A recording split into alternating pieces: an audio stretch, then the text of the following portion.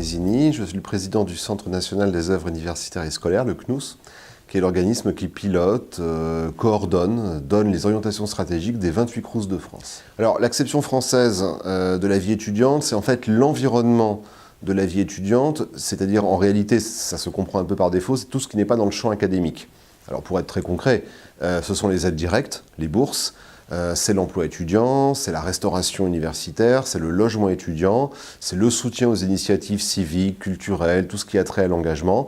Et finalement, de proche en proche, toute initiative qui accompagne les étudiants vers l'autonomie, vers la réussite, vers une forme de bien-être dans leurs études. En fait, le réseau joue plusieurs rôles vis-à-vis des étudiants internationaux ou plus largement vis-à-vis des mobilités internationales. D'abord, nous accueillons beaucoup d'étudiants internationaux. Dans nos résidences, nous logeons plus de 40 000 étudiants internationaux, souvent à travers des conventions directes avec les établissements d'enseignement supérieur. C'est-à-dire que pour faciliter ces mobilités, les établissements réservent une chambre, en fait, réservent un logement pour leurs étudiants internationaux. Plus de 40 000.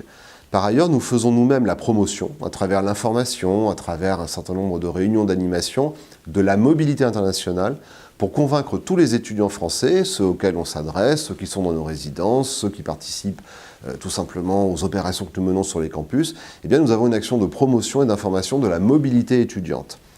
Et puis, nous avons un certain nombre d'autres actions ponctuelles qui peuvent relever de l'animation des campus.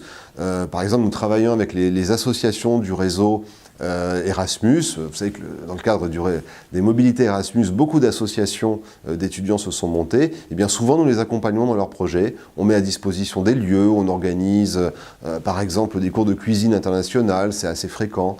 Voilà, tout ce type d'opération qui vise globalement à véhiculer une idée qui est très forte pour le réseau, c'est que la mobilité internationale, c'est un enrichissement pour les étudiants. C'est pas toujours facile pour certains, c'est vrai. Ça demande sans doute beaucoup de préparation, ça demande un certain nombre de moyens, ça demande de l'accompagnement, mais c'est une chance pour les études de la mobilité internationale. Donc en fait, à la fois nous les traitons comme des étudiants évidemment nationaux avec l'accès à tous nos services, et je dirais même encore un peu plus parce qu'ils font l'objet d'un accueil spécifique. Très clairement, une fois qu'il est inscrit dans un établissement d'enseignement supérieur, nous ne faisons pas évidemment de différence entre les étudiants internationaux et les étudiants nationaux inscrits dans les cursus classiques. Alors, le projet de carte étudiante européenne est un projet qui a été lancé par le gouvernement il y a environ 18 mois, qui a été solennellement inscrit dans un document très important pour nous, qui est le plan national de vie étudiante, présenté par le président de la République à l'automne 2015. Et c'est un projet exaltant. J'emploie vraiment le mot à dessein, parce que c'est ce qui va donner une sorte de matérialisation, ce qui va donner corps à la politique de vie étudiante dans l'espace européen de l'enseignement supérieur. On connaît bien cet espace européen, beaucoup d'étudiants et surtout tous les acteurs de l'enseignement supérieur connaissent bien le processus de Bologne. Ils savent tout ce que ça a apporté en termes de mobilité étudiante, notamment avec le programme Erasmus, qui est très connu, que tous les jeunes connaissent. Eh bien, le projet de carte étudiante européenne, c'est vraiment une étape supplémentaire. Ça vise à créer un espace de service où la qualité d'étudiants est reconnue partout en Europe, et donc où on peut avoir, grâce à ce projet, accès à tous les services étudiants, où qu'on se situe en Europe, dans le cadre de son parcours d'étudiant, de son parcours académique. Alors c'est normal, puisque le CNUS est un opérateur central en matière de vie étudiante. Alors si j'entraîne tout petit peu dans les détails ou dans l'organisation institutionnelle, c'est un projet national, politique, lancé par le gouvernement. Donc il existe un comité de pilotage, présidé à haut niveau par Monique Ronzeau, inspectrice générale de l'administration de l'éducation nationale et de la recherche. Et ce comité de pilotage réunit toutes les parties intéressées. Le CNUS est, j'allais dire, le maître d'œuvre, l'opérateur de référence de ce projet, parce que le CNUS a tout simplement une longue tradition d'élaboration de solutions numériques, d'applications numériques. Le CNUS, par exemple, est le principal opérateur du portail étudiant.gouv.fr, qui est le portail central à partir duquel on accède à tous les services de la vie étudiante, depuis l'inscription jusqu'à la demande de bourse. Alors c'est un projet européen, c'est très clairement un projet européen, et nous animons la partie française. Mais au sein du projet européen, qui réunit pour le moment principalement la France, l'Allemagne, l'Italie, le Royaume-Uni, l'Irlande, j'allais dire un petit peu l'Espagne, plutôt sous l'angle de participation d'établissements individuels. Donc c'est vraiment un projet européen. Mais il a sa propre gouvernance pour la France, que je viens d'expliquer, puisque pour le moment nous sommes plutôt dans une phase à la fois de conception du projet, d'expérimentation dans certains établissements et de recueil, j'allais dire de bonne volonté, mais ça va au-delà de la bonne volonté, de recueil d'intention d'établissement pour participer à toute la phase d'expérimentation et préparer le lancement, j'allais dire, en grandeur réelle, en régime de croisière, de cette carte étudiante européenne. Alors aujourd'hui, les universités sont présentes à plusieurs niveaux. D'abord, elles sont représentées au comité de pilotage. C'est normal, ce sont les établissements, ce sont elles qui portent aujourd'hui les cartes d'étudiants, parfois des cartes multiservices. Elles doivent être associées du coup à ce changement assez significatif que représente le fait de passer à une carte européenne. Ensuite, elles sont présentes en tant que lieu d'expérimentation, puisque d'ores et déjà, par exemple, à Strasbourg, à Mulhouse, dans le cadre de l'UNISTRA, dans le cadre de l'université européenne, eh bien, des universités expérimentent déjà des choses qui peuvent préfigurer ou ressembler à la future carte étudiante européenne. Et puis, à partir de la rentrée prochaine, de la rentrée 2017, on aura la vraie expérimentation avec la carte dans sa formule de prototype que nous avons déjà portée. Alors, le prototype, eh bien, c'est une carte qui comprend déjà un projet de logo, un projet d'hologramme qui est déjà relié via une plateforme technique à un certain nombre d'informations qui sont partagées dans l'espace européen. Et c'est ça qui nous permet de tester, d'expérimenter en fait le concept et même, j'allais dire, l'objet de carte étudiante. Je mets l'objet entre guillemets parce que chacun le mesure. La carte étudiante se matérialise sous forme de carte réelle. Mais en fait, derrière, c'est tout un système, évidemment, de plateformes numériques, d'applications qui communiquent entre elles. Et le vrai enjeu, il est en réalité sur cette plateforme technique et sur la qualité des échanges d'informations entre établissements dans tout l'espace européen. Alors, si on essaie de se placer dans 3 ans, 4 ans, allez, si j'étais très prudent, je dirais dans 5 ans. Avec sa carte étudiante européenne, n'importe quel étudiant aura accès à l'ensemble des services réservés aux étudiants dans tout l'espace européen et dans tous les établissements qui participent de ce projet. Alors je vais être très concret. Les services aux étudiants, qu'est-ce que c'est? C'est l'accès au restaurant étudiant, par exemple, avec le tarif qui est appliqué aux étudiants, qui n'est pas forcément le tarif appliqué aux autres. C'est l'accès aux bibliothèques. C'est la capacité, par exemple, à emprunter des livres dans les bibliothèques. C'est la capacité aussi à accéder à nos résidences. C'est la capacité à montrer sa qualité d'étudiant, à démontrer sa qualité d'étudiant pour bénéficier de tarifs de services.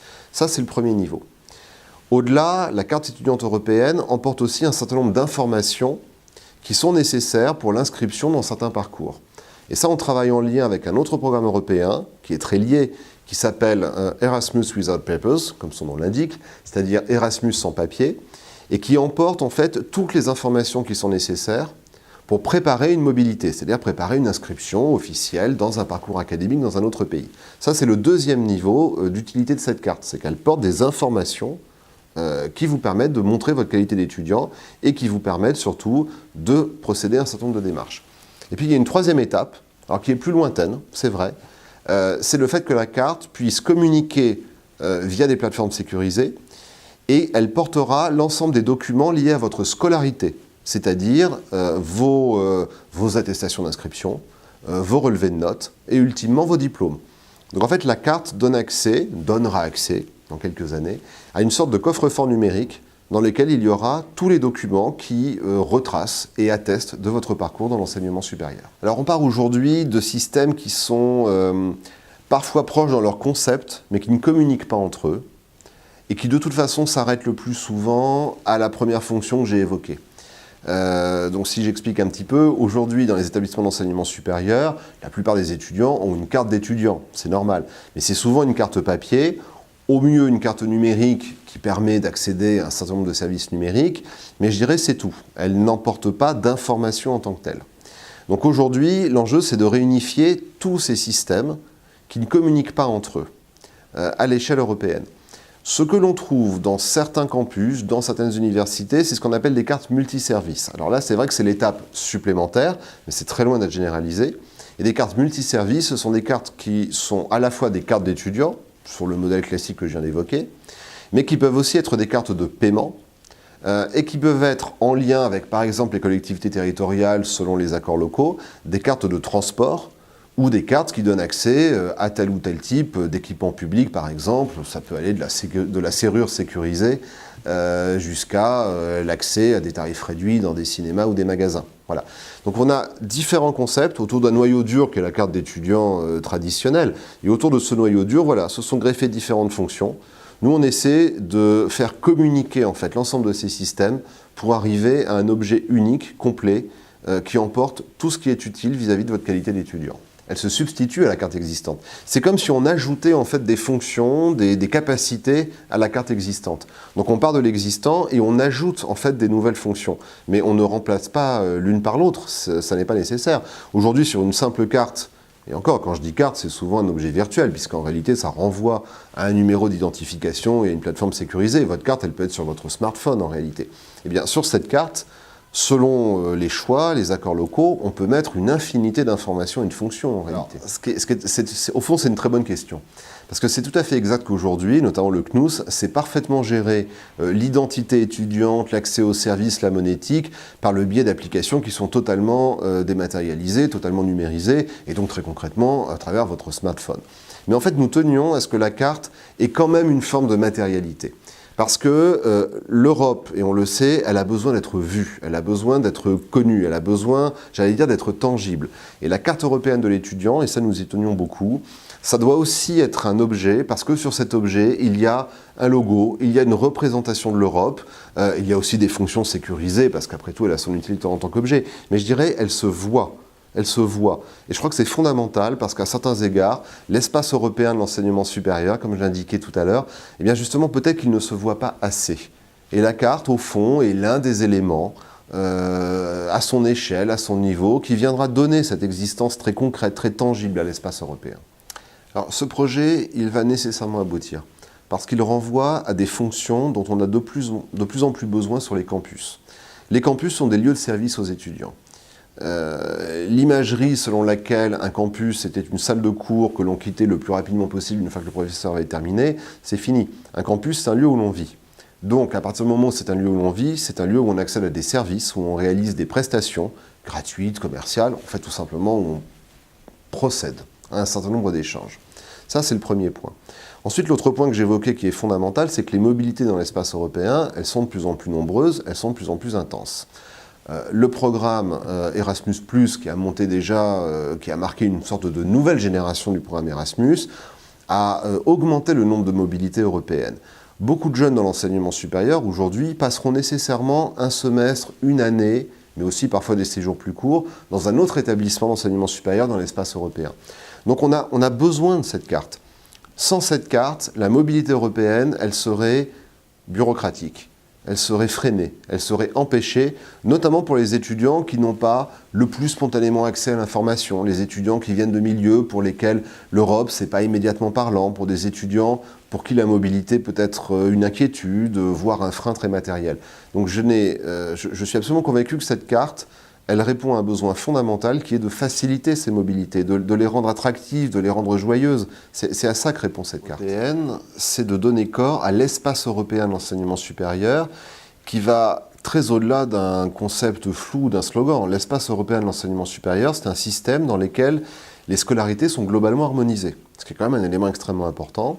C'est-à-dire qu'elles sont structurées autour de ce que l'on connaît bien, le LMD, licence, master, doctorat, et avec un système de crédit pédagogique qui valide la diplomation. Donc c'est quelque chose quand même de relativement précis. C'est quelque chose qui permet aux études d'être comparables les unes par rapport aux autres, différentes formations supérieures d'être comparables les unes par rapport aux autres. Et finalement, lorsque vous êtes diplômé dans un pays, c'est ce qui vous permet d'avoir l'assurance que dans un autre pays participant de cet espace européen de l'enseignement supérieur, eh bien votre diplôme a la même valeur, parce qu'il a été fait avec la même durée, avec le même type d'exigence, le même type de crédit.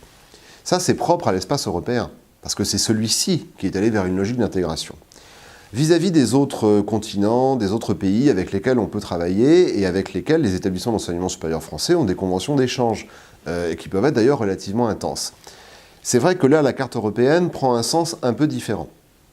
La carte européenne peut tout autant faciliter les mobilités en tant qu'elle permet de montrer sa qualité d'étudiant.